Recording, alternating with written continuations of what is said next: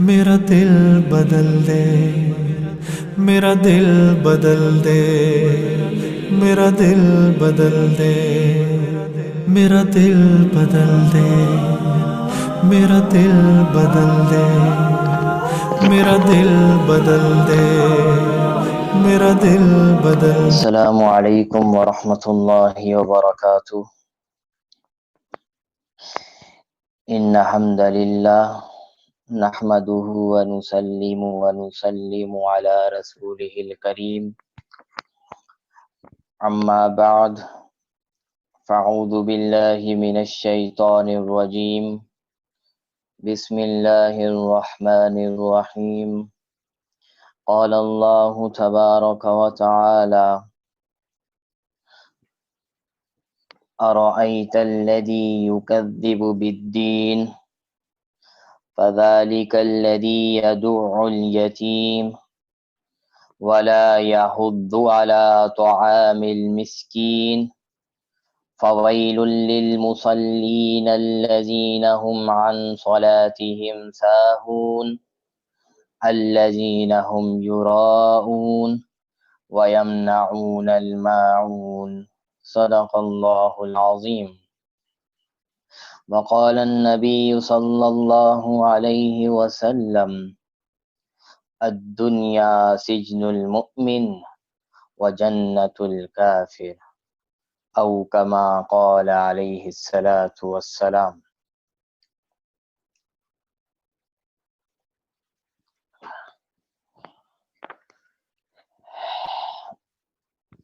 اللہ تعالیٰ کا انتہائی شکر اور احسان ہے کہ اللہ تعالیٰ نے آج ہم سب کو دوبارہ سے آج کی 8ویں کلاس میں شامل فرما دیا ہے۔ اللہ تعالیٰ اسی طرح بعافیت اس کلاسز کو تمام لوگ خواتین اور میرے لیے آسانی کے ساتھ مکمل فرما دے۔ آج جو ہمارے پاس سورت ہے وہ سورۃ الماعون ہے۔ سورۃ الماعون بھی ہجرت سے پہلے نازل ہوئی ہے اور ان سورت میں 7 آیات ہیں۔ اس سورت کا سب سے پہلے ایک پس منظر ہے، وہ معلوم ہو جائے تو سورت آسان ہو جائے۔ اس سورت کے اندر منافقین اور کفار کی عادات کے بارے میں بات ہوگی کہ کفار کی عادات کیسی ہوتی ہے اور منافقین کی عادات کیسی ہوتی ہیں، ان کی عادتیں کیسی ہوتی ہیں۔ یہ بتلا کر مسلمانوں کو یہ پیغام دینا ہے، یہ بتلانا ہے کہ یہ جو عادات اس کے اندر آ رہی ہیں، یہ جو باتیں اس کے اندر آ رہی ہیں، یہ خاص نشانی کفار اور منافقین کے لیے۔ تو اے مسلمانوں، اے اللہ کے بندو، اے رسول اللہ صلی اللہ علیہ وسلم کے ماننے والو، تم اس عادات کو اپنے اندر شامل نہیں کرنا، تم ان عادات کو اپنے اندر شامل نہیں کرنا۔ اس صورت سے یہ کفار کی عادات، کفار کی نشانیاں اور منافقین کی نشانیاں بتلا کر مسلمانوں کو یہ بتایا جا رہا ہے، مسلمانوں کو یہ چیز سمجھایا جا رہا ہے کہ یہ جو عادات آئیں گی اس کے اندر، یہ جو چیزیں اس کے اندر آئیں گی، یہ خالصتاً کفاروں کی عادت ہے، یہ خالصتاً منافقین کی عادت ہے۔ مسلمانوں کے اندر یہ عادت نہیں ہوتی۔ اگر خدا نخواستہ یہ عادات مسلمانوں کے اندر شامل ہو جائیں تو پھر وہ مسلمان بھی ان لوگوں کے راستے پہ چلنے والا بن جاتا ہے، پھر وہ مسلمان بھی منافقین اور کفار کے راستے پہ چلنے والا بن جاتا ہے۔ تو یہ صورت نازل فرما کے مسلمانوں کو یہ بتایا گیا کہ یہ حدود ہے تمہارے، اس سے آگے مت بڑھنا، اس سے آگے مت بڑھنا۔ فرمایا ارأیت الذی یکذب بالدین، ارأیت الذی یکذب بالدین، اے اللہ کے نبی یا اے میری امت، کیا تم نے نہیں دیکھا جو لوگ اللہ کی قیامت کے دن کو جھٹلاتے ہیں؟ یہ کون لوگ ہیں جو اللہ کے قیامت کے دن کو جھٹلاتے ہیں؟ یہ کون لوگ ہیں؟ یہ لوگ کفار ہیں، یہ کافر ہیں، یہ کفار ہیں جو قیامت کے دن کو جھٹلاتے ہیں، اور ان کا یہ نظریہ ہے کہ جب ایک دفعہ موت آ جائے تو اس کے بعد ہمیں دوبارہ زندہ نہیں ہونا، یہ دنیا ہی کی زندگی ہمارے لیے ہے، باقی اس کے بعد کوئی زندگی نہیں ہے۔ کفاروں کا یہ عقیدہ، مسلمانوں کا عقیدہ یہ نہیں ہے۔ مسلمانوں کا عقیدہ تو یہ ہے کہ یہ جو دنیا ہے یہ تو ٹیمپرری زندگی ہے، اصل زندگی اور باقی رہنے والی زندگی تو بعد میں آنے والی ہے۔ تو فرمایا کہ یہ کفاروں کا عقیدہ ہے کہ جو قیامت کے دن کو جھٹلاتے ہیں، یہ مسلمانوں کے اندر نہیں آنا چاہیے۔ اگر خدا نہ خواستہ کسی مسلمان کا یہ عقیدہ بن جائے کہ قیامت کا دن کوئی نہیں ہے، یہی زندگی سب کچھ ہے، تو بدقسمتی سے وہ پھر مسلمان نہیں رہے گا، وہ کافر بن جائے گا۔ آگے فرمایا فَذَلِكَ الَّذِي يَدُعُّ الْيَتِيمَ، اور یہ وہ لوگ ہیں جو مسکینوں کو اور یتیموں کو دھکا دیتے ہیں، یعنی مسکینوں کا اور یتیموں کا خیال نہیں رکھتے۔ تو فرمایا یہ عادات بھی خالصتاً کفاروں کی ہے، یہ عادات بھی خالصتاً منافقین کی ہے، مسلمانوں کی یہ عادت نہیں ہوتی۔ مسلمان تو مساکین کا خیال رکھتے ہیں، مسلمان تو یتیموں کا خیال رکھتے ہیں۔ اگر خدا نہ خواستہ کوئی مسلمان ان عادات میں پڑا ہوا ہے، ان عادات میں لگا ہوا ہے، تو اس کو یہ سوچنا چاہیے کہ میں کس اسٹیج پہ کھڑا ہوں، میں کون سے پلیٹ فارم پہ کھڑا ہوں، میں مسلمانوں کے پلیٹ فارم پہ کھڑا ہوں یا کفار کے پلیٹ فارم پہ کھڑا ہوں۔ تو فرمایا فَذَلِكَ الَّذِي يَدْعُ الْيَتِيمَ، یہ وہ لوگ ہیں جو یتیموں کو خیال نہیں رکھتے، مسکینوں کا خیال نہیں رکھتے، ان کو دھکے دیتے ہیں، ان کو تکالیف پہنچاتے ہیں۔ اور آگے فرمایا وَلَا يَحُضُّ عَلَىٰ طَعَامِ الْمِسْكِينِ، اور دوسروں کو آپس میں ایک دوسرے کو، یہ جو کفار ہیں، یہ آپس میں ایک دوسرے کو موٹیویٹ نہیں کرتے، اس بات کے لیے ابھارتے نہیں ہیں، اس بات کے لیے کہ وہ مساکینوں کے بھوک کا انتظام کرے، مساکین کے کھانوں کا انتظام کرے۔ اور بدقسمتی سے یہ عادت تو کافروں کی تھی، لیکن آج مسلمانوں نے یہ عادت اپنا لی ہے۔ کافر اللہ کو نہیں مانتا، لیکن بہت سی جگہوں پر اللہ کی مانتا ہے، تبھی ترقی پہ پہنچا ہوا ہے۔ اور ہم اللہ کو تو مانتے ہیں، اور بہت سی ایسی جگہ ہیں جہاں ہم اللہ کی اور رسول اللہ کی نہیں مانتے، اس لیے ہم زوال کا شکار ہیں۔ آج جو کہا جاتا ہے کہ یہ منافقین، یہ کافر، یہ اتنی ترقی کیوں کر رہے ہیں اور یہ مسلمان زوالی کا شکار کیوں ہیں، وجہ یہ ہے کہ ہم نے اس قرآن کو چھوڑ دیا، اس قرآن کو، رسول اللہ کے لائے ہوئے دین پر چلنا چھوڑ دیا، اس کی وجہ سے ہم پیچھے سے پیچھے ہوتے جا رہے ہیں۔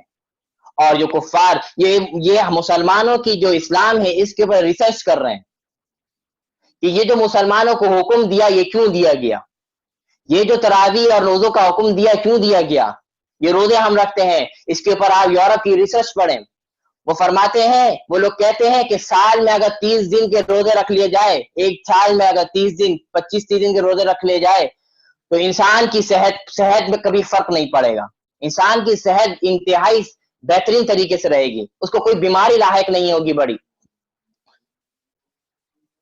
یہ کون ریسرچ کر رہا ہے؟ یہ کفار ریسرچ کر رہے ہیں، لیکن افسوس ہمیں اہمیت کا نہیں پتا، افسوس ہمیں اسلام تو چلتے ہیں، اسلام کا نہیں پتا، اس لیے زوال کا شکار ہے۔ آج ہمارے زوال کا بنیادی چیز یہ ہے کہ ہم نے قرآن اور رسول اللہ کی احادیث کو پیچھے پھینک دیا، ہم نے اپنے خواہشات کو آگے رکھا سب چیز سے، شادی بیاہ کا معاملہ ہو، دوسری خوشیوں کا معاملہ ہو، حتیٰ کہ غمی کا معاملہ ہو، وہاں ہر چیز اپنے مطلب سے کر رہے ہیں، اسی لیے ہم زوال کا شکار ہیں۔ ہم باہر والوں کی چیز کو لے کر اپنے اندر اڈاپٹ کر یہ سمجھتے ہیں کہ ہم بہت بڑے کیا کہہ رہے ہیں، براڈ مائنڈڈ بن رہے ہیں، اسلام کو چھوڑ کر۔ اسلام نے کہا مردوں کو، کیا اسلام نے حکم دیا کہ ٹخنوں کو کھولو، ٹخنوں کو ڈھانکنا حرام ہے، لیکن ہمیں سمجھ میں نہیں آ رہی تھی، ہم نے ٹخنے چھپائے، لیکن جب کافروں نے گھٹنوں کو بھی کھول دیا, انہوں نے شارٹ لے کر آ گئے, وہ چڈے اور نیکر کے اوپر آ گئے, وہ پہننا شروع کر دیا, تو ہم نے ان کو فالو کر کے ہم نے چڈے اور نیکر پہن لیے. رسول اللہ نے صرف کہا کہ ٹخنے کھول دو, ہم سے وہ نہیں کھولا گیا, لیکن کفار نے اپنے گھٹنے کھولے تو ہم نے گھٹنے کھول لی.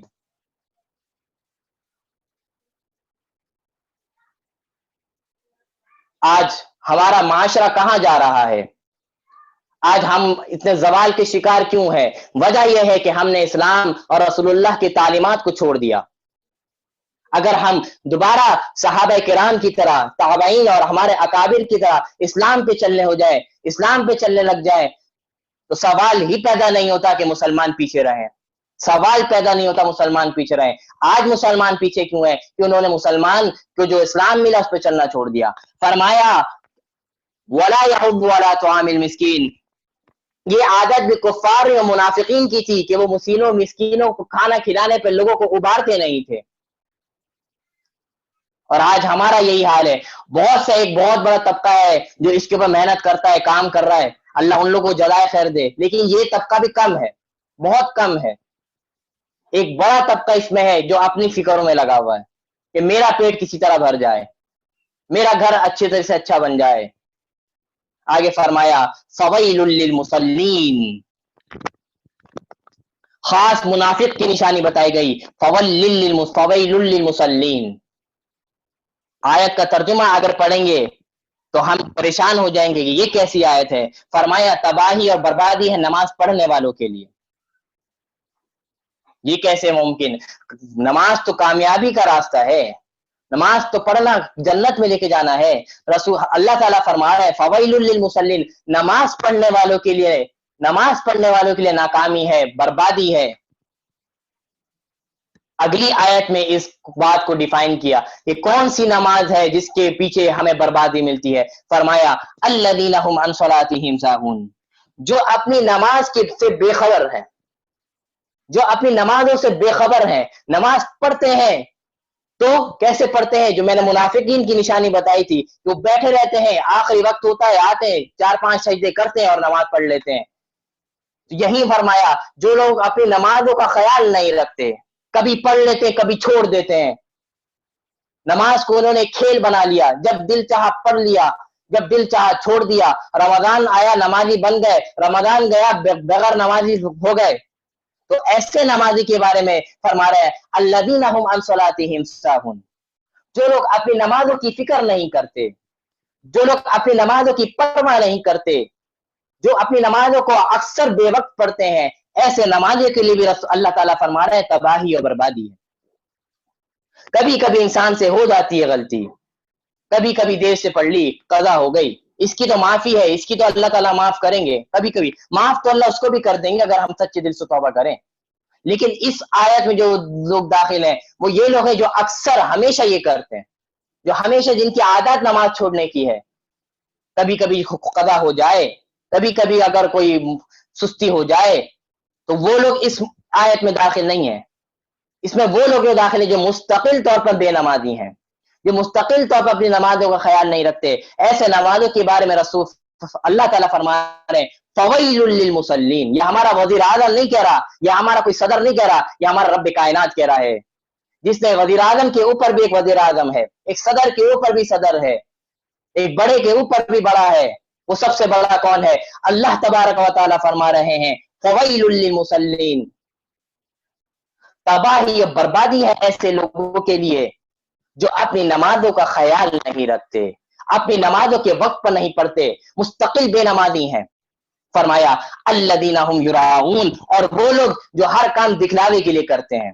وہ نماز پڑھتے بھی ہے تو دکھلاوے کے لیے, وہ صدقہ خیرات کرتے ہیں تو دکھلاوے کے لیے, وہ نیک اعمال کرتے ہیں تو دکھلاوے کے لیے, وہ حج زکات دیتے ہیں تو دکھلاوے کے لیے کہ لوگ دیکھیں اور بولے واہ واہ کیا بات ہے اس کی, یہ اتنا غریبوں کا خیال رکھتا ہے, یہ ماشاءاللہ روزانہ حج پر, ہر سال حج پہ جاتا ہے, ہر مہینے عمرے پہ جاتا ہے, کیا بات ہے, کیا بات ہے, کیا بات ہے. ہر وقت, ہر سال, ہر مہینے عمرے پہ جانا کوئی مسئلہ نہیں, بلکہ عین ثواب کی چیز. اللہ روزانہ, اللہ ہمیں توفیق نصیب فرمائے. لیکن اگر اس میں دکھلاوا آ گیا, اگر اس میں ذرا برابر بھی دکھلاوا آ گیا, کہ میں یہ کام کسی شخص کو دکھلانے کے لیے کر رہا ہوں، اپنی واہ حاصل کرنے کے لیے کر رہا ہوں۔ تو فرمایا یہ فویل لل کا تعلق ان سب چیز سے، کہ فویل للمصلین نماز پڑھنے والوں کے لیے بھی کیا ہے، وہ ہے بربادی۔ کون سے نماز؟ جو مستقل بے نمازی ہیں، جو مستقل نمازوں کی اپنی فکر نہیں کرتے۔ اور فرمایا اور وہ لوگ جو اپنی عبادات کو دکھا کے کرتے ہیں، جو اپنی عبادات کو دکھلاوے کے طور پہ کرتے ہیں، ایسے لوگوں کے لیے بھی تباہی و بربادی ہے۔ اور آگے فرمایا وَيَمْنَعُونَ الْمَاعُونَ، اور بربادی اور تباہی ایسے لوگوں کے لیے بھی ہے جو ذرا سی کوئی چیز اگر مانگے اس کو بھی منع کر دیتے ہیں۔ جیسے عام طور پر اگر کوئی ہم سے کوئی مانگتا ہے، آس پڑوس کے لوگ، کہ کچھ گھر میں ختم ہو گیا، کچھ دے دو مجھے، معمولی سی چیز بھی اگر کوئی مانگتا ہے تو ہم کیا کر دیتے ہیں؟ منع کر دیتے ہیں۔ یہ منافقین کی عادت تھی، یہ منافقین کی عادت تھی کہ وہ کوئی ان سے کوئی معمولی سی چیز بھی اگر کوئی مانگتا تو اس کو منع کرتے، اس کو دیتے نہیں۔ تو فرمایا جو لوگ ایسا کام کرتے، اگر ایک مجبوری ہے، ایک ہوتا ہے مجبوری کہ آپ کے پاس ہے نہیں، یا ہے تو آپ اگر دیں گے تو آپ کے لیے نہیں رہے گی، تو اس میں بھی افضل طریقہ تو یہ ہے کہ اس کو دے دو، اس کو کھلا دو، آپ خود بھوکے رہ جاؤ۔ لیکن پھر بھی اگر آپ یہ اتنا احتیاط کر رہے ہو کہ اپنے لیے بچا رہے ہو، اتنا نہیں ہے، پھر تو اس میں شامل نہیں ہوگے۔ لیکن آپ کے پاس ایک چیز ہے، کثیر تعداد میں ہے، پھر بھی آپ دوسروں کو نہیں دے رہے، وہ مانگنے پر بھی آپ کو تو خود سے دینا چاہیے، اور اگر وہ مانگ رہے پھر بھی نہیں دے رہے تو فرمایا ایسے لوگوں کے لیے تباہی و بربادی ہے۔ اور یہاں پہ معاون فرمایا، معاون کہتے ہیں جو چھوٹی سی چھوٹی، جس کی کوئی قیمت نہ ہو، جیسے آج کے دور میں نمک کو لے لیں، آپ نمک اور چینی کو لے لیں، اگر ایک کوئی سالن بنانا تو کتنا نمک ڈالنا ہے اس کے اندر، ایک کوئی میٹھی چیز، کوئی چائے وغیرہ کتنی چینی ڈالنی ہے، بہت زیادہ قیمت کی چیز تو نہیں ہے یہ۔ فرمایا اگر جو لوگ ان چیزوں سے بھی منع کرتے ہیں ایسے لوگوں کے لیے تباہی بربادی ہے۔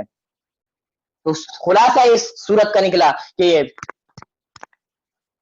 تباہی و بربادی ایسے لوگوں کے لیے جو قیامت کے دن کو جھٹلاتے ہیں، یعنی کفار، اور مسلمانوں کو کہا گیا کہ ان چیزوں سے بچو۔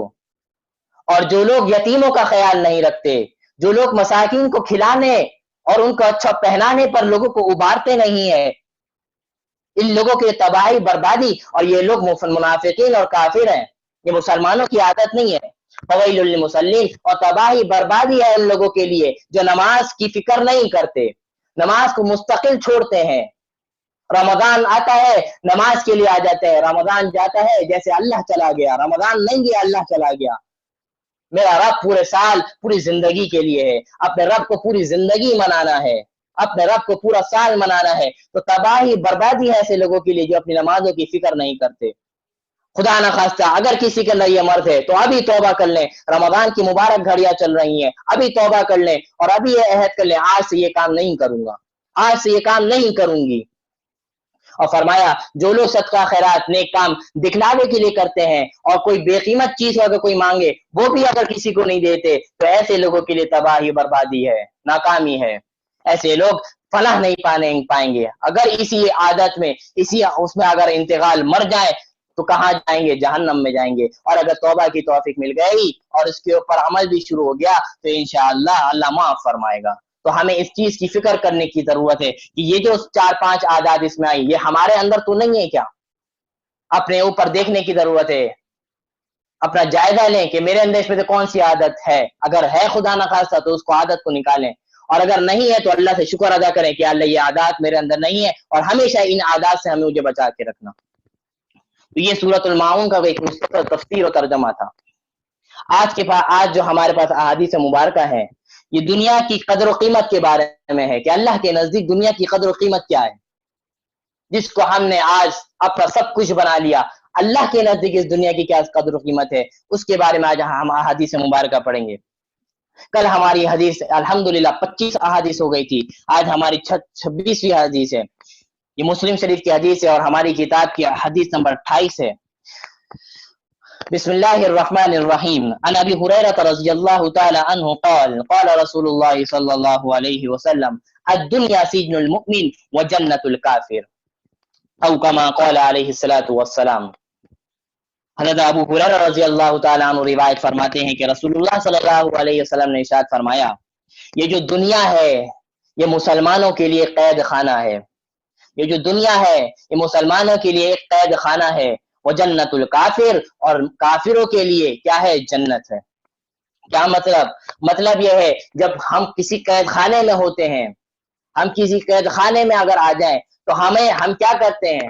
ہمارے پاس کوئی فیسلٹیز اتنی نہیں ہوتی.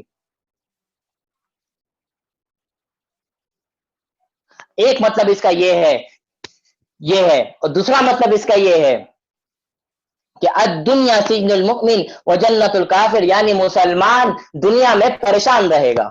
اس سے ایک بات یہ سمجھ میں آ گئی، کیونکہ مسلمانوں کا اصل ٹھکانہ کیا ہے؟ وہ جنت ہے، وہ قیامت کے بعد کی زندگی ہے. اور جو کافر ہے وہ دنیا میں خوش رہے گا. آج ہم دیکھ رہے ہیں کہ کافر کتنے خوشحال ہیں، مسلمان کتنے دبے ہوئے ہیں. کافر ان کے پاس ساری آلات، سب چیز ان کے پاس موجود ہے. وہ کیوں ہے؟ وہ یہی ہے، رسول اللہ نے فرمایا کہ کافروں کے لیے دنیا کو جنت بنا دی گئی ہے. کافروں کے لیے مرنے کے بعد جنت میں کوئی حصہ نہیں ہے.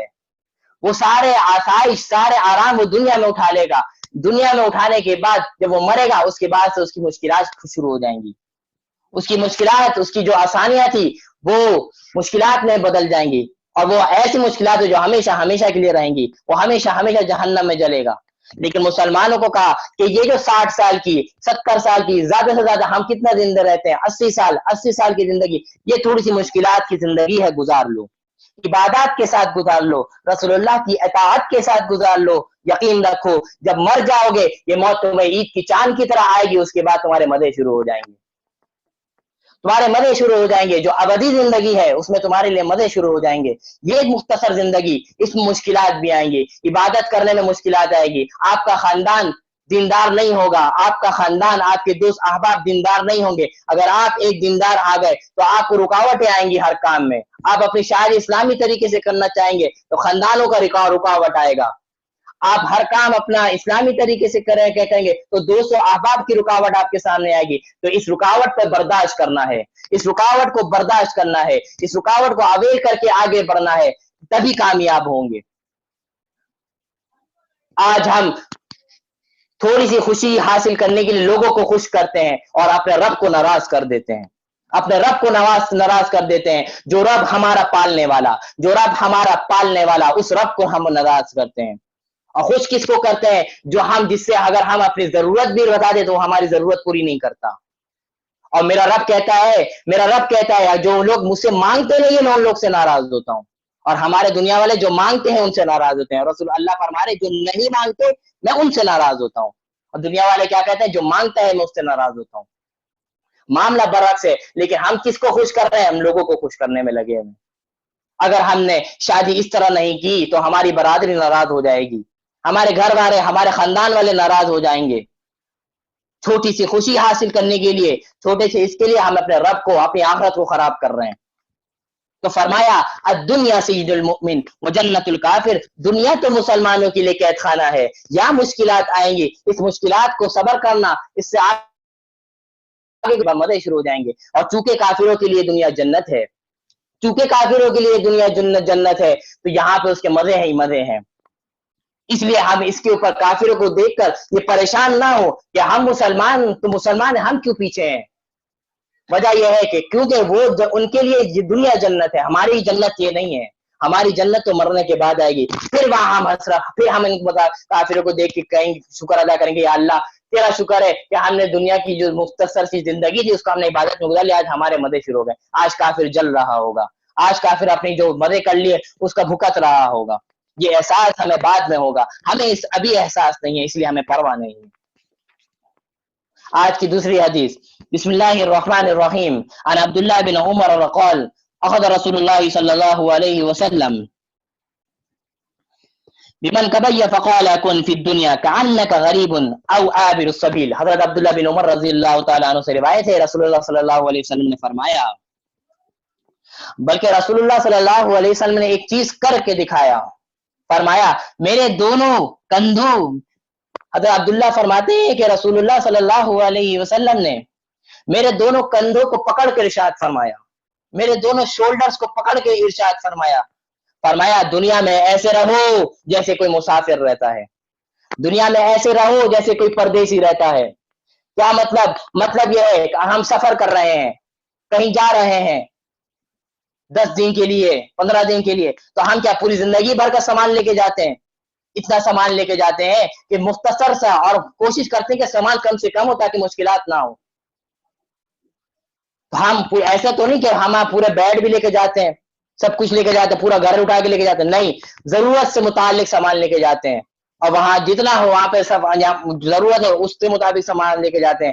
تو اسی کو فرمایا حضرت عبداللہ بن عمر کا کندھا پکڑ کے رسول اللہ نے سختی سے پکڑے، فرمایا کہ دنیا میں ایسے رہو جیسے کوئی مسافر ہو، یعنی دنیا میں جو ضرورت کی سامان ہے صرف اس کو اختیار کرو.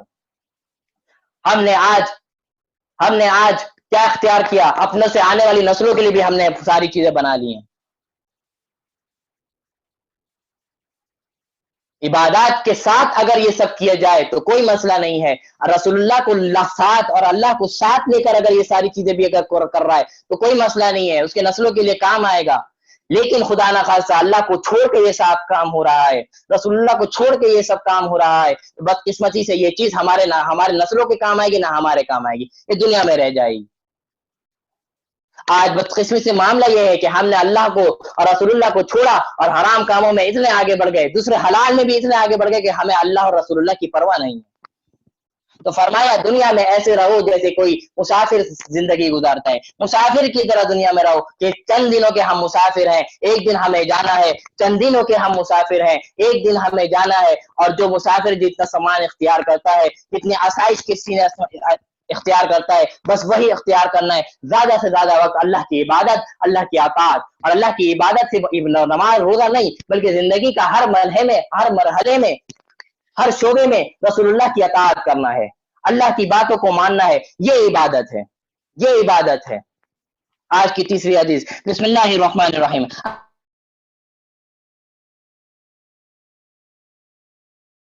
وفتنة امت المال، رواه ترمذی. آج کی حدیث نمبر ہماری 28. رسول اللہ حضرت کعب بن عیاض رضی اللہ تعالی عنہ رسول اللہ صلی اللہ علیہ وسلم سے سنا کہ رسول اللہ صلی اللہ علیہ وسلم فرماتے تھے کہ ہر امت کا کوئی نہ کوئی فتنہ ہوتا ہے. ہر امت کے لیے، ہر پچھلے جتنے بھی امتیں گزری ہیں سب کے لیے کچھ نہ کوئی فتنہ تھا، کوئی نہ کوئی اس کے لیے آزمائش کا سامان تھا. میری امت کی آزمائش کے لیے کیا ہے؟ وہ مال ہے. میری امت کو جو آزمائش میں مبتلا کرے گا وہ مال ہے. آج دیکھیں، آج اس مال کی وجہ سے آج ہم بھائی کے دشمن ہیں. ایک صرف مال کی وجہ سے آج ہم اپنے چاچا بھتیجوں سے ملتے نہیں ہیں. چند مالوں کی وجہ سے 10 سالوں کی ناراضگی ہیں، قتل و غارت تک اس اتر جاتے ہیں. تو فرمایا یہ جو مال ہے یہ میری امت کے لیے آزمائش ہے. کامیاب ہے وہ شخص جو اس مالوں کے چکر میں اپنے رشتہ داری کو خراب نہ کرے. کامیاب ہے وہ شخص جو اپنے ان چند پیسوں کی وجہ سے اپنے رشتہ داری کو نہ توڑے. یہ بڑا معاملہ ہے کہ اپنی فکر کرنی چاہیے. رشتہ داروں کا خصوصاً یہ مال رشتہ داری میں نہیں آنا چاہیے. محبت ہے، جہاں مال آئے گا محبت ختم ہوگی. کوشش کریں اگر مالوں کی اگر ضرورت ہے اپنے رشتہ دار سے سوال کر، پہلے تو یہ ہے کہ اپنے رشتہ داروں سے سوال نہ کریں کسی چیز کے بارے میں، کیونکہ یہ نفرت پیدا کرنے والی چیزیں ہیں. اگر خدا نہ خواستہ اگر آپ اس کے وعدے پہ پورا نہ اترے تو ایک دوسرے کے دشمن بن جائیں گے ایک دوسرے کے لوگ. اور اگر بہت زیادہ ضرورت ہے تو جو ادھار لے رہا ہے، جو پیسے لے رہا ہے، اس کے لیے بھی ضرورت ہے وہ جلد سے جلد لوٹانے کی کوشش کرے. اور جس نے دیا ہے اس کے لیے بھی ضرورت ہے کہ اس کو مہلت سے مہلت دے. اگر وہ نہیں دے پا رہا تو اس کو مہلت دے، نہ کہ اس کو قربان پکڑ لے. ایسے ہی یہ رشتے چلتے ہیں، ایسے ہی یہ رشتے چلتے ہیں. رشتے کا چلنا ایک کا کام نہیں، جب سارے مل کے کام کرتے ہیں تب یہ رشتے چلتے ہیں، تب یہ رشتے پروان چڑھتے ہیں. تو میری امت کا جو آزمائش ہے وہ مال سے ہوتی ہے.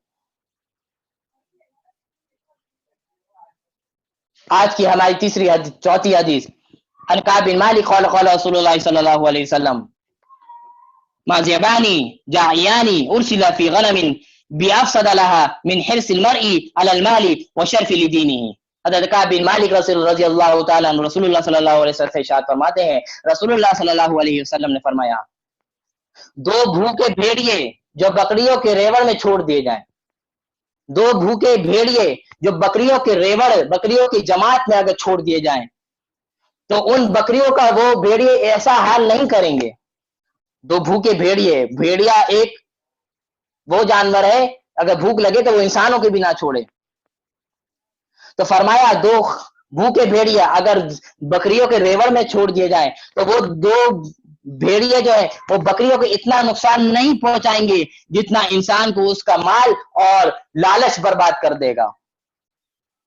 آدمی کو جتنا برباد اس کا مال کرتا ہے آدمی کو جو برباد اس کی لالچ اور اس کے حرص کرتا ہے وہ اتنا برباد وہ 2 بھیڑیا ان بکریوں کا نہیں کریں گے۔ فرمایا مطلب یہ ہے کہ یہ جو مال اور حرص لالچ پن ہے یہ انسانوں کو تباہ برباد کر دیتا ہے۔ اپنے آپ کو اس کی محبت سے نکالنا ہے، اپنے آپ کو اس محبت سے نکالنا ہے، مال اور متاع کو دوسرے نمبر پہ رکھنا ہے، پہلے نمبر پہ اللہ کی اطاعت، رسول اللہ کی اطاعت اور رشتہ کا خیال اور اس کا خیال رکھنا ہے۔ آج ہم مال کی محبت میں گرفت ہو کر، لالچوں میں گرفت ہو کر ہم آگے سے دوسروں کو لات مار کے آگے بڑھنے کی کوشش کرتے ہیں۔ آگے بڑھنا ہے تو دوسروں کو بھی ساتھ لے کے بڑھیں، نہ کہ دوسروں کو لات مار کے آگے بڑھیں۔ خصوصی توجہ دینے کی ضرورت ہے۔ آج کی ہماری چوتھی حدیث بلکہ 5ویں حدیث ہے۔ بسم اللہ الرحمن الرحیم، عن ابی ہریرہ رضی اللہ تعالی عنہ قال لا يزال قلب الكبير شابا في الاثنين في حب الدنيا وطول عملی، رواہ البخاری۔ آج کی حدیث نمبر ہماری 29۔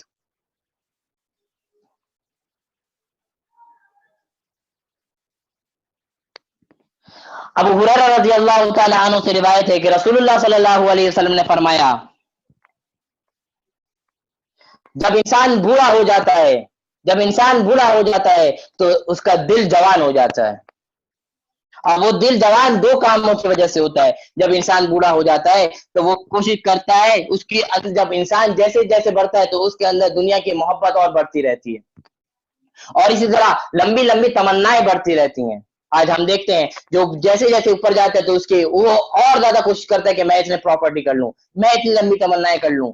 فرمایا جب انسان تو بوڑھا ہو جاتا ہے اس کا دل جو ہے وہ 2 کام کے لیے جوان رہتا ہے، یا تو وہ دنیا کی محبت میں گرفت ہو جاتا ہے اور دوسری لمبی لمبی تمنائیں کرنا شروع کر دیتا ہے۔ یہ بتلانے کا مقصد صرف اس کی ڈیفائن کرنا نہیں ہے، بلکہ اس کو بتانا یہ کہ بچو اس کام سے کہ بوڑھے ہو جاؤ۔ اب بوڑھے ہو تو اللہ اللہ کرنے کا وقت ہے، اب تو تمہارے جانے کا وقت ہے، اب تم لمبی لمبی تمنائیں میں لگے ہوئے ہو، اپنی لمبی لمبی دنیا کی محبت میں لگے ہوئے ہو۔ فرمایا انسان تو بوڑھا ہو جاتا ہے، دل بوڑھا نہیں ہوتا، اور وہ دل کس لیے جوان رہتا ہے کہ وہ لمبی لمبی تمنائیں شروع کر دیتا ہے، دنیا کی محبت میں گرفتار ہو جاتا ہے۔ تو فرمایا جب انسان اپنے آخری سٹیج پہ پہنچ رہا ہو، آگے بڑھ رہا ہو، تو زیادہ سے زیادہ اپنی آخرت کی فکر کرنی ہے، زیادہ سے زیادہ اپنی آخرت کی فکر کرنی ہے۔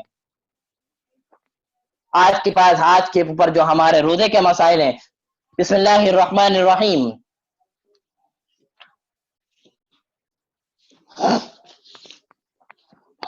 پہلا مسئلہ،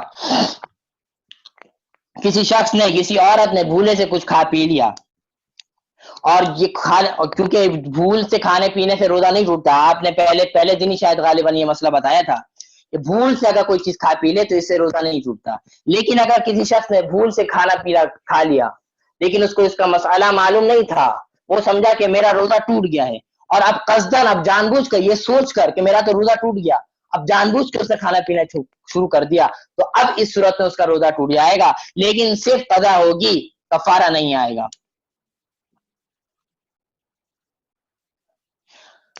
مسئلہ یہ ہے کہ ایک شخص کو مسئلہ معلوم نہیں تھا کہ بھول سے اگر کھا لیتے اس سے روزہ نہیں ٹوٹتا، وہ یہ سمجھا کہ میرا روزہ ٹوٹ چکا، اب اس نے یہ سوچ کر کہ میرا روزہ تو اب ٹوٹ گیا ہے، اب اس نے جان بوجھ کے کھانا پینا شروع کر دیا، تو اب اس شخص کا روزہ ٹوٹ جائے گا۔ لیکن اگر مسئلہ اس کو یاد تھا اور اس نے بھولے سے کھایا، پھر یاد آیا یار مجھے تو یاد ہی نہیں تھا روزہ، اب اس کا روزہ نہیں ٹوٹا، اب چاہیے کہ وہ اس کو چھوڑ دے، کھانا پینا چھوڑ دے اور اپنا روزہ جو ہے مکمل کرے۔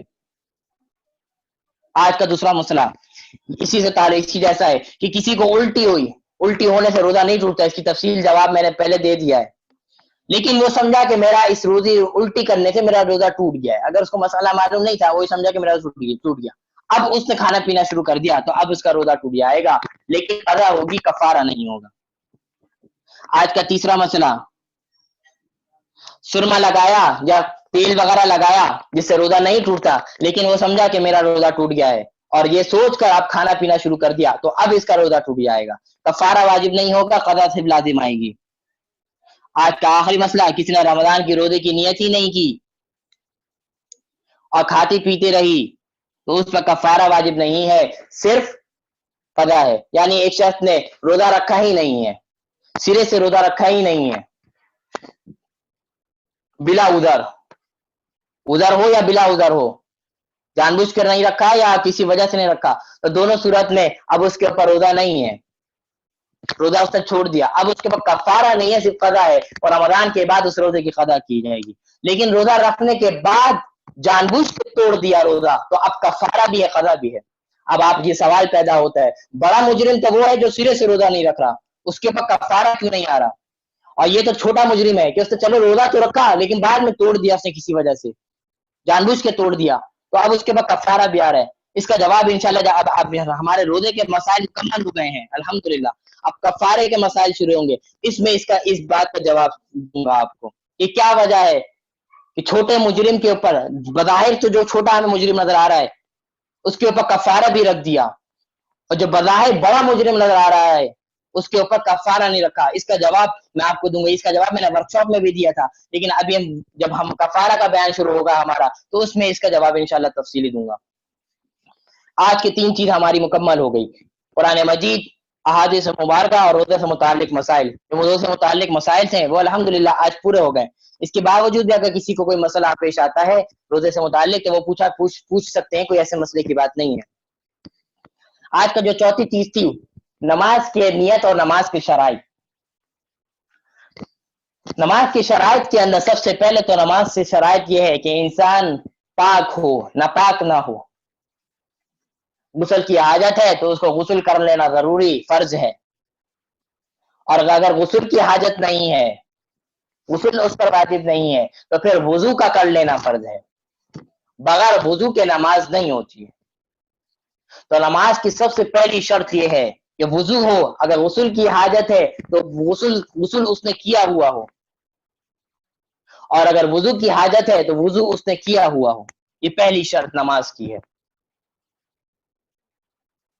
مسلمانوں کی بات ہو رہی ہے یہاں پر، باقی ایک شرط تو یہ ہے کہ مسلمان ہو، کافر نہ ہو، یہ تو آپ سب کو معلوم ہے، اس لیے بتایا کہ مسلمانوں کی جو مسلمان ہیں ان کے لیے سب سے پہلی شرط ہے کہ وضو کر لیں، اگر غسل کی حاجت ہے غسل کر لیں۔ دوسری شرط، نماز پڑھتے وقت قبلہ رخ ہونا ضروری ہے، نماز کے جو کعبہ کی طرف رخ ہونا ضروری ہے۔ اگر قبلہ ہم نے غلط اختیار کر لیا تو نماز نہیں ہوگی۔ دوسری شرط تھی۔ تیسری شرط، جس کپڑوں میں ہم نماز پڑھ رہے ہیں وہ کپڑے ہمارے پاک ہونے چاہیے۔ آپ کا جسم تو پاک ہے، آپ نے جسم تو اپنا پاک کر لیا، کپڑے ناپاک ہیں تو اس صورت میں بھی نماز نہیں ہوگی۔ آپ کے کپڑے بھی پاک ہونے چاہیے۔ آپ جانماز پہ اگر نماز پڑھ رہے ہیں تو وہ جانماز بھی پاک ہونی چاہیے۔ آپ اگر فرش اور زمین پر نماز پڑھ رہے ہیں وہ فرش اور وہ زمین بھی پاک ہونے چاہیے۔ یہ تو نماز کی بنیادی شرط تھی۔ اور دوسرا، نمازوں کے اندر سطر کا چھپا ہونا لازمی ہے، یہ بھی شرط ہے۔ اگر کوئی مرد ہے، اگر اس کا گھٹنے ناف سے لے کر گھٹنے تک یہ مرد کے سطر کا حصہ ہے، اگر اس میں سے کوئی حصہ کھلا ہوا ہے نماز میں تو اس کی نماز نہیں ہوگی۔ اور عورت کے لیے پورا جسم سطر ہے۔ صرف 3 چیز کھولنے کی عورت کو اجازت ہے نماز کے اندر۔ پہلی چیز ہے چہرہ، دوسرے نمبر پر کلائیوں تک ہاتھ، اور تیسرے نمبر پر ٹخنوں سے نیچے تک پاؤں۔ یہ نماز کی شرائط میں سے ہے عورتوں کے لیے۔ اگر اس کے علاوہ کوئی جسم اگر کھلا رہ گیا اور اس نے نماز پڑھ لی تو اس کی نماز نہیں ہوگی۔ بال کا ذرا برابر بھی اس کا سامنے آ گیا، بھلے کوئی دیکھے نہ دیکھے، بھلے اس کا جسم کے اوپر کسی محرم یا غیر محرم کی نظر پڑے نہ پڑے، دونوں صورتوں میں اس کی نماز نہیں ہوگی۔ تو عورت کے لیے ضروری ہے کہ وہ ایسے کپڑے انتخاب کرے، ایسے چادر، ایسے دوپٹے کا انتخاب کرے جس سے اس کا پورا جسم ڈھکا ہوا ہو۔ صرف چہرہ، کلائیوں تک ہاتھ اور آپ کا پاؤں ٹخنوں سے نیچے تک یہ کھولنے کی اجازت ہے۔ اس کے علاوہ کوئی کا جسمی حصہ اگر کھل گیا اور اس حالت میں نماز پڑھ لی تو نماز نہیں ہوگی۔ یہ تو نماز کی شرائط تھی کچھ جو ہر مسلمان کے لیے لازمی ہے یہ شرائط کو اختیار کرنا۔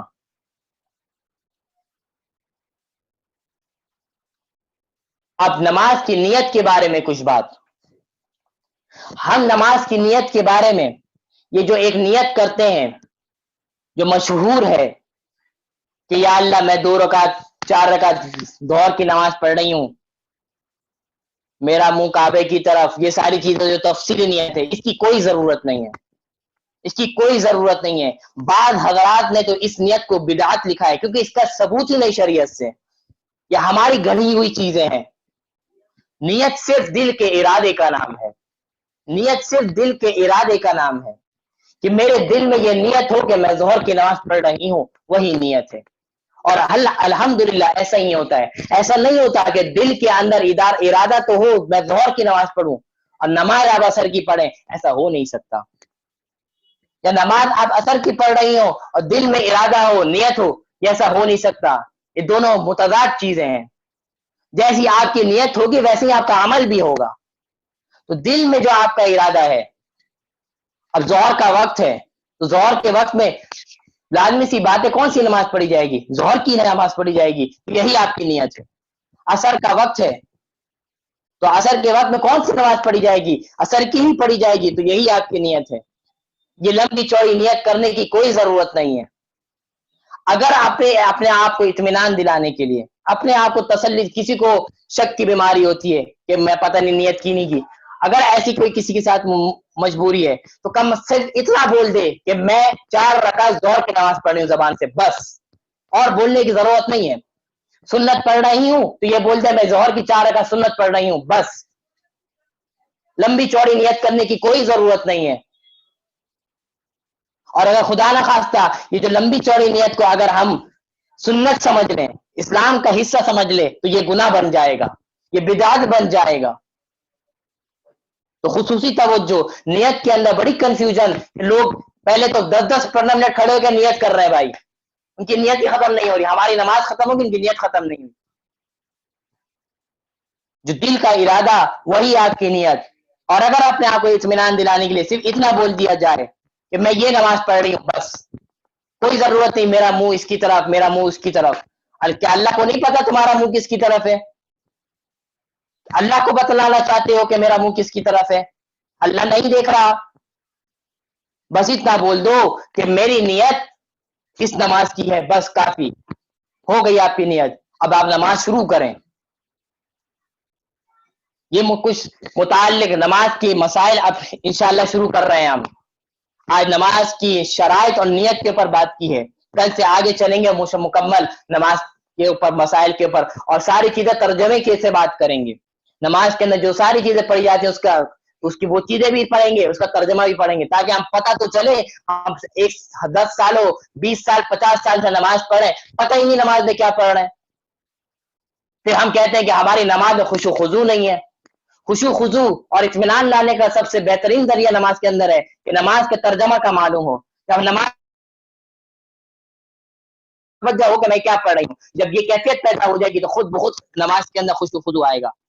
خود بخود اگر ہم نے توجہ کر لیا کہ میں ثنا پڑھ رہی ہوں کہ ثنا کے اندر اللہ تعالیٰ کیا فرما رہے ہیں, اگر یہ ذہن میں اگر سوچنا شروع کر دیں تو دوسرے خیالات آئیں گے, کبھی زندگی میں نہیں آئیں گے. آج ہم نمازوں میں پڑھتے, نماز جیسی پڑھا ہمارے خیالات کا بٹن سٹارٹ ہو گیا, طرح طرح کے خیالات آتے ہیں. اگر ہمیں نماز کے بارے میں پتہ, میں نماز میں کیا پڑھ رہی ہوں, الحمدللہ رب العالمین کیا پڑھ رہی ہوں میں, اگر یہ پتہ اور اس کے اوپر ذہن لگ جائے تو خیالات خود نہیں آئیں گے. تو اس کے اوپر ہم ترجمے کے ساتھ نماز کو پوری مکمل کریں گے. نماز کی تھیوری کے اوپر بھی بات کریں گے, نماز کی پریکٹیکل کے اوپر بھی بات کریں گے. نماز کو مردوں کو کیسے پڑھنی ہے, عورتوں کو کیسے پڑھنی ہے, دونوں طریقوں پہ بات کریں گے. اس کے ترجمے اور اس کی ساری چیزوں پہ, اس کے مسائل پہ بات کریں گے. آج ہم نے نیت کے اوپر اور نماز کی کچھ شرائط ہے اس کے اوپر بات کی ہے. کل سے اس کو انشاءاللہ کنٹینیوسلی لے کر چلتے رہیں گے. آج کا ہمارا 5واں جو تھا آداب معاشرت. آداب معاشرت کسے کہتے ہیں؟ معاشرت اس کو کہا جاتا ہے جو ہم نے دوسروں کے ساتھ اپنے تعلق کو کیسے رکھنا ہے, اپنے دوسروں کے ساتھ تعلق کو کیسے رکھنا ہے. اس کے اندر حقوق العباد آتا ہے. حقوق العباد, ایک ہوتا ہے حقوق اللہ, ایک ہوتا ہے حقوق العباد. حقوق اللہ اس کو کہتے ہیں جس کا تعلق ہمارا ڈائریکٹ اللہ سے ہو, جس کا تعلق ہمارا ڈائریکٹ اللہ سے ہو, اس کو حقوق اللہ کہتے ہیں. جیسے نماز ہو گیا, روزہ ہو گیا, حج ہو گیا, زکوٰۃ ہو گیا, یہ ڈائریکٹ اللہ سے تعلق ہے, اس کو کیا کہتے ہیں؟ حقوق اللہ. اور ایک ہوتا ہے حقوق العباد جس کا تعلق بندوں کے ساتھ ہو. میرے والدین پہ کیا حق ہے, والدین کا مجھ پہ کیا حق ہے, میرے پڑوسیوں پر کیا حق ہے, میرے پھپھا پھپھیوں پر کیا حق ہے, میرے چاچا چاچیوں پر کیا حق ہے, میرے ماموں مامیوں پر کیا حق ہے. یہ سارے حقوق العباد آتے ہیں. اور رسول اللہ نے فرمایا اگر حقوق اللہ میں اگر کوتاہی ہو گئی، حقوق اللہ میں اگر کوتاہی ہو گئی تو اللہ تعالیٰ معاف فرما دیں گے، اگر توبہ کر لی اللہ معاف فرما دیں گے، اور اگر حقوق العباد میں کوتاہی ہو گئی جب تک بندہ معاف نہیں کرے گا اللہ بھی معاف نہیں کرے گا، جب تک بندہ معاف نہیں کرے گا، جس کی حق تلفی کی ہے، جس کو بتایا ہے، جس کو تڑپایا ہے، اس کو راضی نہیں کرو گے میرا رب راضی نہیں ہوگا، میرے رب کو راضی کرنا ہے اس بندے کو راضی کر لو میرا رب خود راضی ہو جائے گا، اس بندے کو راضی کر لو اللہ خود راضی ہو جائے گا۔ حقوق العباد میں یہ فرق ہے، حقوق اللہ تو ڈائریکٹ اللہ سے ہے، اللہ اگر چاہے تو بغیر توبہ کی معاف کر دے، لیکن حقوق العباد ایسی چیز ہے اگر بندہ نہ معاف کرے تو کون نہیں معاف کرے گا؟ اللہ بھی معاف نہیں کرے گا۔ لیکن آپ نے بندوں سے معافی مانگ لی، آپ نے کسی کا حق، کسی سے کوئی مس انڈرسٹینڈنگ ہو گئی، کوئی مسائل پیدا ہو گئے، ہر زندگی کا حصہ ہے یہ بھی، یہ نئی چیز نہیں، زندگی کا حصہ ہے، یہ زندگی کا، یہ لڑائی جھگڑے بھی زندگی کا حصول ہے، لیکن جب یہ حصول کب بنے گا؟ جب معافی تلافی کر کے ایک دوسرے کو معاف کر کے درگزر کر کے چلیں، تب یہ زندگی کا حسن بن جائے گا۔ لیکن جب مسائل کے بعد ایک دوسرے کی نفرتیں کرنا، ایک دوسرے سے ملنا جلنا چھوڑ دینا، یہ پھر حسن نہیں رہے گا، یہ قبیح چیز بن جائے گی، یہ موت سے بھی بدتر چیز بن جائے گی اور جہنم میں لے جائے گی۔ اگر ہم نے کسی کو ستایا ہوا ہے، اگر ہم نے کسی کو تکلیف دی ہوئی ہے، ہم چاہیے بھلے میری غلطی نہیں ہے، ہمیں چاہیے اس سے معافی مانگ لے۔ اللہ تعالیٰ کے نبی فرماتے ہیں جس نے اپنے آپ کو اپنا حق ہوتے ہوئے بھی اپنے آپ کو چھپایا، اپنا حق ہوتے ہوئے اپنے آپ کو جھکایا، قیامت کے دن رسول اللہ فرماتے ہیں کہ میں تمہیں بڑے سے بڑے محل کی گواہی دیتا ہوں، وہاں آ کر مجھ سے وہ جو عزت تمہاری ہے، جو جھکنے کے اندر جو تمہاری تھوڑی سی عزت کو کمی آئی ہے، مجھ سے قیامت کے دن اپنی عزت لے لینا۔ یہ رسول اللہ فرما رہے ہیں مجھ سے اپنی قیامت کے دن جو عزت دنیا میں تمہاری جو دوسرے سے غلطی نہ ہونے کے باوجود جو تم نے معافی مانگی، اس کے اوپر جو تمہیں شرمندگی اور جو چیز محسوس ہوئی، تو فرمایا کہ جھک جانا، میں قیامت کے دن اس کا بدلہ تمہیں دے دوں گا، اللہ سے تمہیں اس کا بدلہ دلوا دوں گا۔ اگر ہم نے کسی کو ستایا، اس سے معافی مانگ لی، اور سامنے والا اگر وہ ڈھیٹ ہے، وہ آپ کو معاف نہیں کر رہا، سامنے والا اگر آپ نے بہت کوشش کر لی اس کو منانے کی، بھلے آپ کی غلطی نہ ہو یا ہو، دونوں صورت میں آپ نے منانے کی کوشش کی، سامنے والا اگر نہیں مان رہا تو اب آپ بری ذمہ ہو گئے، اب اللہ آپ کے اوپر نہیں پکڑے گا، کیونکہ آپ کو جو معافی مانگ رہا تھا آپ نے معافی مانگ لی، آپ نے اس دل صاف اس کے لیے کر لیا۔ لیکن معافی بھی یہ جو ہو کہ دکھلاوے کے لیے نہیں ہو کہ وہ صرف یہ سمجھے کہ تیرے کو معافی مانگنا ہے کہ لوگ دیکھیں آپ معافی، دل بھی صاف کرنا ہے اس کے لیے ہمیشہ کے لیے کہ آج کے بعد سے اس کے میرے دل میں اس کے لیے کوئی برائی نہیں، دل کو صاف کرتے ہوئے اس سے معافی مانگنا۔ پھر اگر وہ آپ کو معاف نہیں کرتا، پھر اگر آپ کو مہلت نہیں دیتا تو آپ بری ذمہ ہو گئے، اب آپ کے اوپر کوئی پکڑ نہیں، اب معاملہ اور اس کا اور اس کے اللہ کا ہے۔ لیکن ہمارا پہلا اسٹیپ یہ ہے کہ دل کو صاف کرتے ہوئے اس سے معافی مانگے، دل کو صاف کرتے ہوئے اس سے بغل غیر ہوں، دل کو صاف کر دے۔ اس طرح کہ اگر یہ چیز ہمارے اندر پیدا ہو جائے، ہمارے معاشرے میں پیدا ہو جائے، ہمارے خاندان کی رونق کیسے اجڑے، ہمارے خاندان کی رونق کیسے اجڑے۔ آج ہماری افسوس کے ساتھ آج ہمارے خاندان کی رونقیں اجڑی ہوئی ہیں، ایک دوسرے سے لوگ ملنا پسند نہیں فرماتے، ایک دوسرے کی شکل دیکھنا پسند نہیں فرماتے۔ وجہ کیا ہے؟ جو حدیث پڑھا، یا 2-3 وجہ ہوتی ہیں، مال ہوتا ہے، شادی بیاہ کا معاملہ ہوتا ہے، یہ ساری وجوہات ہوتی ہیں جس کی وجہ سے ایک دوسرے سے ہم تعلق ختم ہو جاتے ہیں۔ ایک تو ان چیزوں سے بھی بچنا ہے، اور اگر خدا نہ خواستہ کسی کے گھر میں کسی کے ساتھ ابھی معافی مانگ لے، رسول اللہ فرماتے ہیں شب قدر کتنی بڑی رات ہے، شب قدر کتنی بڑی رات ہے، اللہ تعالیٰ شب قدر کے اندر سب کو معاف کر دیتا ہے، اللہ تعالیٰ شب قدر کے اندر سب کو معاف کر دیتا ہے، لیکن جو رشتہ داری کو توڑے اللہ اس رات میں بھی اس کو معاف نہیں کرتا۔ کتنی بڑی بدقسمتی کی بات ہے، اتنی بڑی رات، اس سے بڑی کوئی رات نہیں، اس سے فضیلت والی کوئی رات نہیں۔ اس رات کو حاصل کرنے کے لیے رسول اللہ صلی اللہ علیہ وسلم پورا مہینے کا اعتکاف فرماتے تھے، اور وہ رات ہمیں نصیب ہو جائے، اللہ وہ رات ہمیں دے دے، اور ہم کسی کو ناراض کر کے بیٹھے ہوئے ہیں، ہم اپنے والدین کو ناراض کر کے بیٹھے ہوئے ہیں، ہم کسی پھپھا پھپھی کو ناراض کر کے بیٹھے ہوئے ہیں، اپنے چاچا چاچی اپنے مامی کو ناراض کر کے بیٹھے ہیں، تو یقین کر لیں آپ کی مغفرت نہیں ہوگی، یقین کر لیں آپ کی مغفرت نہیں ہوگی۔ شب قدر آئے گی، ان قریب آنے والی ہے، اپنے آپ کو ابھی سے ایک دوسرے سے معافی تلافی کر لیں، ابھی سے ایک دوسرے کی معافی تلافی کر لیں، تاکہ شب قدر میں آپ کی مغفرت ہو جائے، شب قدر میں آپ کی مغفرت ہو جائے۔ تو خصوصی توجہ دینے کی ضرورت ہے حقوق العباد کے اوپر، آداب معاشرت کے اوپر۔ آج کا سب سے پہلی بات ڈیٹیل بتا دی, ڈیفینیشن بتا دی, ادارے معاشرت کسے کہتے ہیں, حقوق بتا دیے دونوں کے.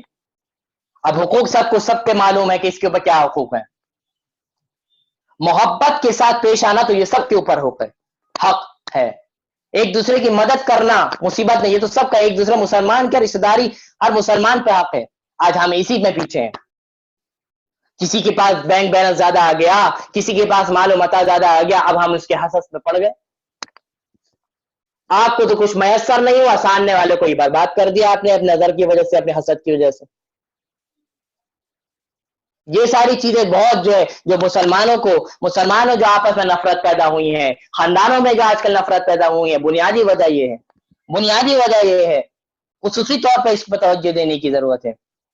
آج آداب معاشرت سے سب سے پہلا مسئلہ سلام کرنا. رسول اللہ نے فرمایا افشوا السلام بینکم, آپس میں سلام کو پھیلاؤ. قیامت کی نشانیوں میں سے ایک نشانی یہ ہے کہ صرف جاننے والوں کو سلام کیا جائے گا. آج ہم دیکھتے ہیں جانتے ہیں صرف اس کو سلام کرتے ہیں, جن کو یہ نہیں جانتے ہم سلام نہیں کرتے. یہ قیامت کی نشانی میں سے ایک نشانی ہے. اور ہم یہ سمجھتے ہیں, یہ حق اپنا سمجھتے ہیں کہ چھوٹے کو ہم سلام نہیں کر سکتے, بڑا ہی ہمیں سلام کرے گا. اور اگر خدا نخواستہ چھوٹا سلام نہیں کرے, بس ناراضگی شروع. سلام کا حق رسول اللہ نے بتایا دونوں کے برابر ہے. چھوٹا نہیں کر رہا تو بڑا چھوٹے کو کر دے. ہو سکتا ہے آپ کے سلام کرنے کی وجہ سے چھوٹے کو توفیق ہو جائے. ہم کیوں انتظار کرتے ہیں کہ چھوٹا ہی ہمیں سلام کرے گا؟ وہ الگ بات ہے کہ سلام کرنے کا مینرز یہ ہے کہ چھوٹا بڑے کو کرے, یہ مینرز سے آداب ہے سلام کے. لیکن اگر کوئی چھوٹا نہیں کر رہا تو کوئی بات نہیں, آپ کر لو چھوٹے کو سلام.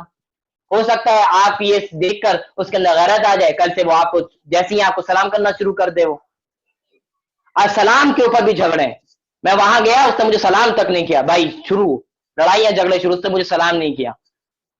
سلام کرنے کا حق صرف اس کا تھوڑی تھا, آپ نے کیوں نہیں کیا؟ آپ سے آپ کر لیتے سلام. بھائی چھوٹی چھوٹی باتوں پر بتنگڑ بنانا, پھر وہ بتنگڑ خاندانوں کو توڑنے کا سبب بن جاتا ہے. اللہ تعالیٰ سے دعا ہے, اللہ تعالیٰ اس کے اوپر خصوصی توجہ دینے کی ضرورت ہے, خصوصی توجہ دینے کی ضرورت ہے. آج زبان ہمارا اخلاق کتنا پیچھے, آج نمازوں میں آگے, روزوں میں آگے, زبان کے تعلق میں پیچھے, زبان کے چلانے میں پیچھے. ہماری زبان چلتی ہے تو زبان نہیں, ایسا لگتا ہے گولیاں چلتی ہیں, زبانوں پہ کنٹرول نہیں ہے. اللہ تعالیٰ قیامت کے دن اعلان کریں گے کہ نمازی آ جائیں, روزے دار آ جائیں. ایک لمبی جماعت ہوگی نماز پڑھنے والوں کی, ایک لمبی جماعت ہوگی روزے رکھنے والوں کی. اللہ فرمائیں گے وہ لوگ آ جائیں جن کے اخلاق اچھے تھے, وہ لوگ آ گئے جنہوں نے اپنے زبان کو سنبھال کے رکھا. چند لوگ آئیں گے, صرف چند لوگ. خصوصی توجہ دینے کی ضرورت ہے. یہ زبان اپنے والدین پہ بھی چل رہی ہے, یہ زبان اپنے بڑے اور چھوٹوں سب پہ چل رہی ہے.